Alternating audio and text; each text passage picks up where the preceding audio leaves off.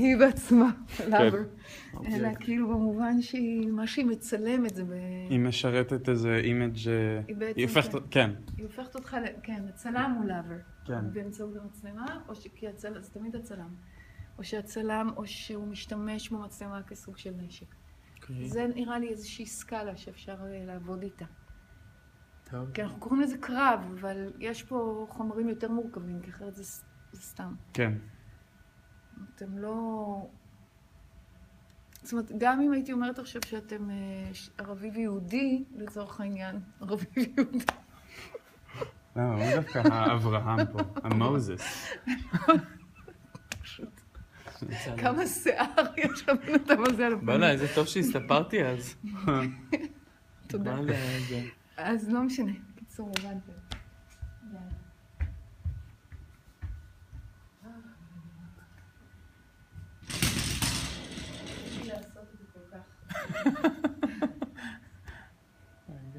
אני שמתי את שלי על מצב טיסה.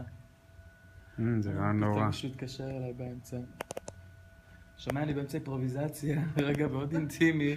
יש מצב אני חוזר אליך עוד מעט.